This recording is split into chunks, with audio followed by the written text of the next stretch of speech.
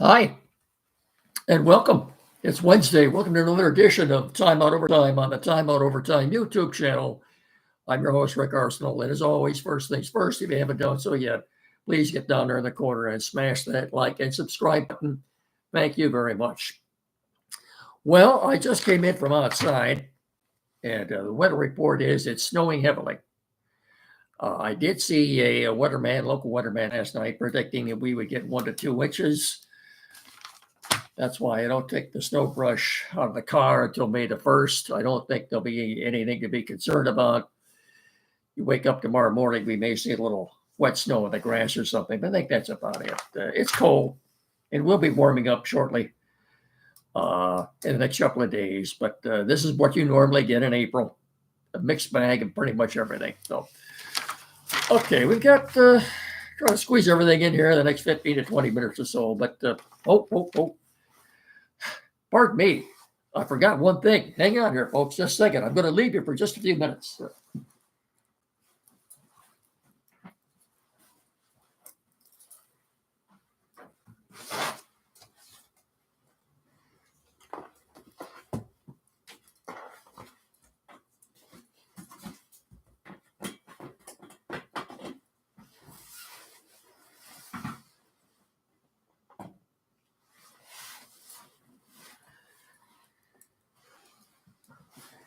Yeah, excuse me. I just came in from outside, running around out there, and I forgot to put my sponsor's sign up behind me there. So pardon me for that error. What made me think about it was I'm going to tell you that we want to see everybody this Saturday, 3 days from now, out at Frank Beck Chevrolet this Saturday morning from 8 to 11 for the annual Maggie Fry Scholarship Breakfast. As I said, it's from 8 to 11. You enjoy a pancake and sausage breakfast. All for a donation. The proceeds will benefit the Maggie Fry Scholarship Fund, which, as I've said before, helping area nurses. No excuses. We want to see everybody out there. This is very relevant event, and we want to see you out there and experience the Frank Beck community support difference. That's for, like I said, it's for a great cause. You have a good time. You have a good breakfast. No excuses. This Saturday morning, 8 to 11, Frank Beck Chevrolet Showroom, the annual Maggie Fry Scholarship Breakfast. We hope to see you all out there. And Andy and I and Jed will be doing our show out there from 9 to 10, discussing the latest sports topics of the day. So, again, want to see everybody out there. To promise you a good time and a good breakfast. And it's for a good cause, benefiting area nurses. Saturday from 8 to 11, Frank Beck Chevrolet Showroom. Come on out there and experience the Frank Beck community support difference. Chevrolet drives, Southern Michigan. Chevrolet, together, let's drive. And of course, Frank Beck Chevrolet is indeed the #1 Chevrolet dealer in the tri-state area. We're also brought to you in part by Barrett Insurance. That's BarrettINS.com on the corner of M99 and US 12 in Jonesville, 517-849-1000. BarrettINS.com. Barrett Insurance, protecting your dreams on the corner of M99 and US 12 in Jonesville. BarrettINS.com. Protecting your dreams, 517-849-1000. Okay. Tigers lost this afternoon 4-3 to the Yankees, but they did complete a successful 5-1 homestand. Jack Flaherty was very good, but not quite as good as Max Fried. Tigers did relinquish a couple of unearned runs, in my opinion, in the top of the ninth. At that point, it was 2-0 game, became 4-0. They did come back at the bottom of the ninth with 3 runs to make it a 4-3 game, but concerns. Yeah, you have to be concerned with what's going on with Colt Keith at second base right now.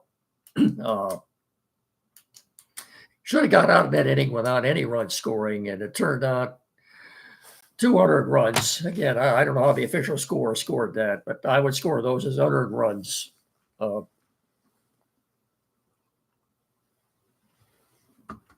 But successful homestand.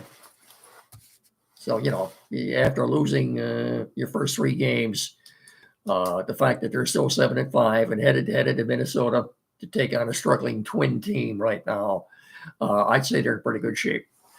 They did hit the Yankees 8-7.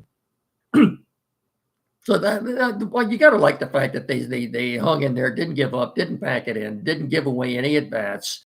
They battled the ninth inning, just came up a run short. By the way, I said they're headed to Minnesota. The Twins are for sale right now. The Pohlad family, Pohlad, I believe, looking to sell the ball club. I don't know if they have many takers right now or inquiries about that, but that could be part of the trouble their Twins are having right now. If they weren't trying to sell the team, maybe they would have gotten rid of Rocco Baldelli in the offseason.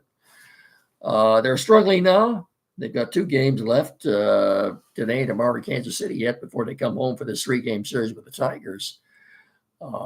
They may have lost one of their best pitchers last night who had to exit the game with what appeared to be a hamstring injury. We should have more on that in the next couple of days. But they're struggling right now. To me, the surprise team so far has been the Angels. In first place in the West, American League West. The pitching has been surprisingly good, and Mike Trout is healthy and hitting home runs. Mike Trout, if he could stay healthy for one complete season, maybe the Angels could make some noise in the American League West. I don't think it's a very strong division. The Astros are down this year after what's going on there. They've gotten off to kind of a rough start. So we'll see. I mean, it's only we're only a couple of weeks into the season right now, and it's really too early to tell. Normally it's about Mother's Day before you get a pretty good indication of what a team is going to do. But you have to like where the Tigers are right now, especially after getting swept the first 3 games by the Dodgers. Dodgers, by the way, have come down to earth a little bit after their hot start.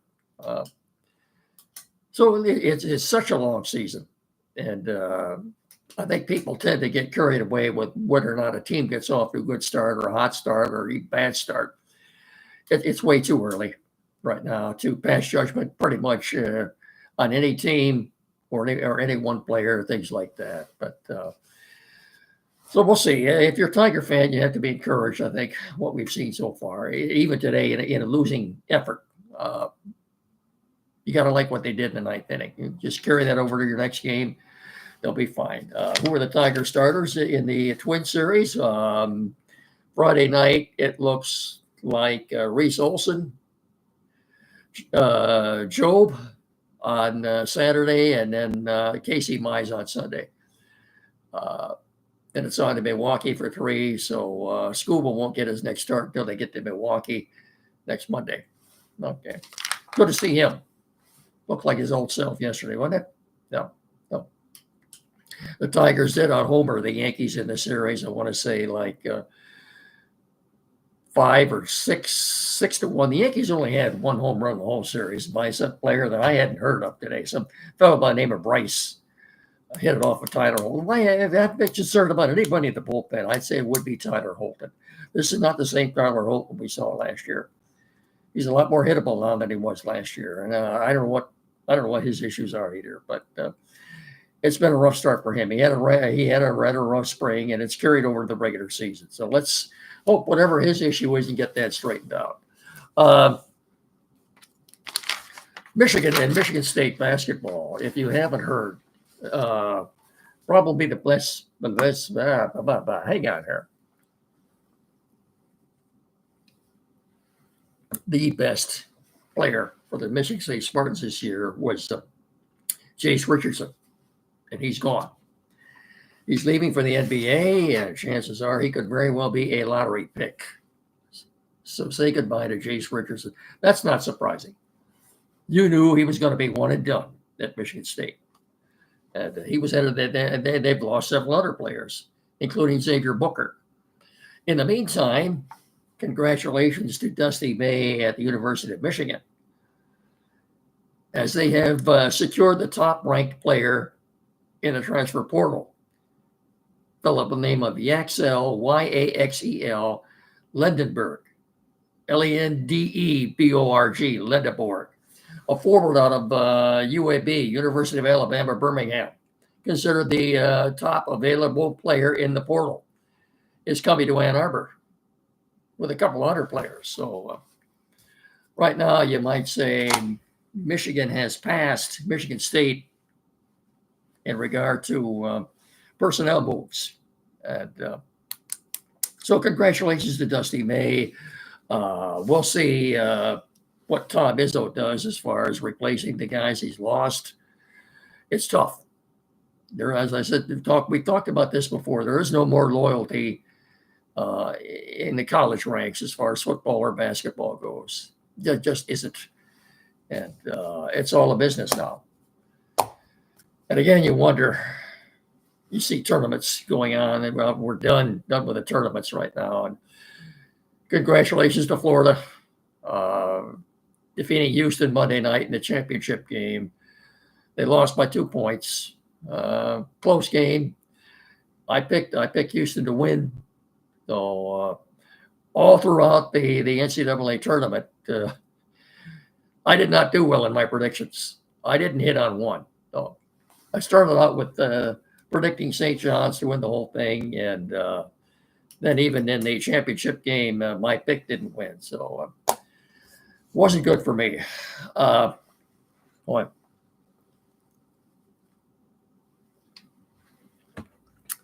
So much for Division I basketball now until next October?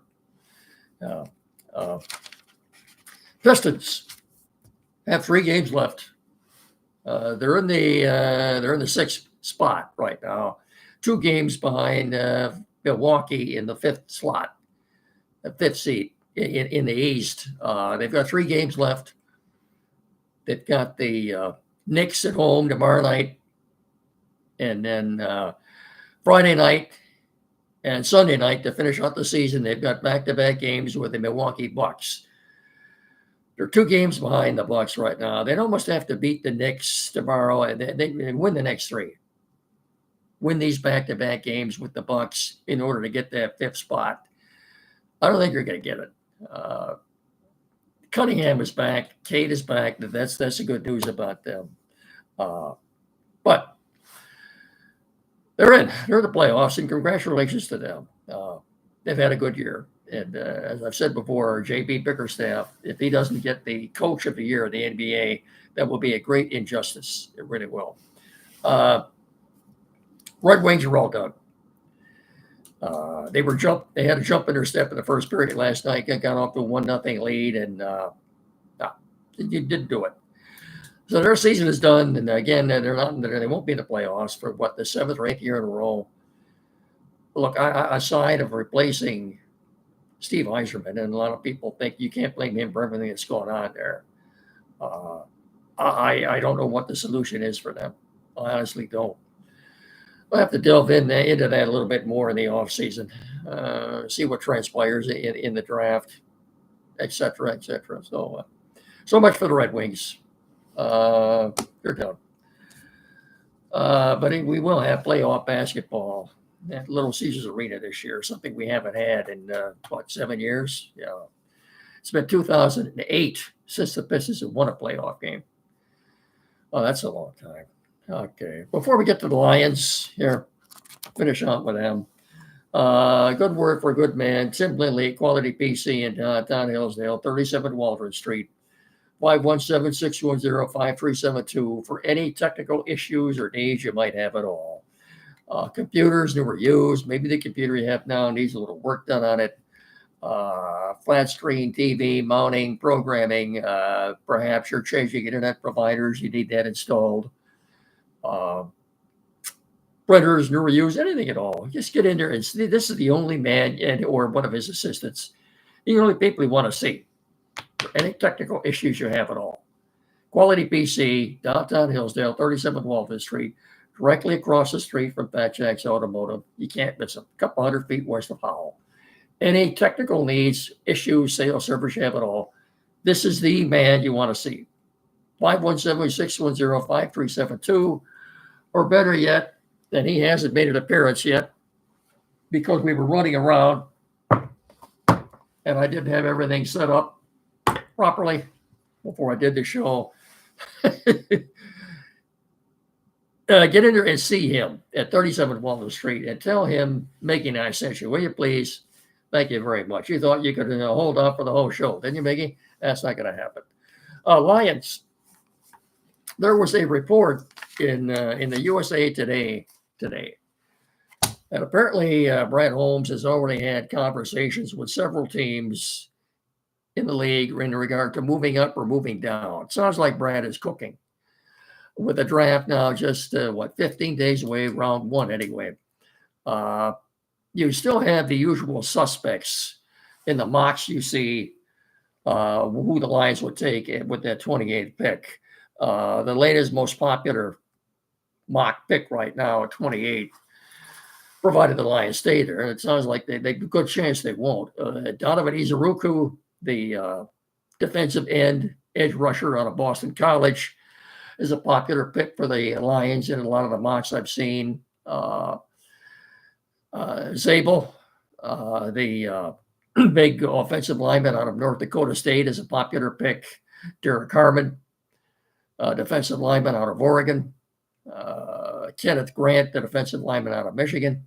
Those seem to be the four that I've seen in most of the mocks that I've been looking at. So I predicted Monday, I think, with that first pick, wherever the Lions are drafting, is going to be an offensive lineman, because I think Brad Holmes and Dan Campbell realize that the most important component, at least on this team anyway, is its offensive line.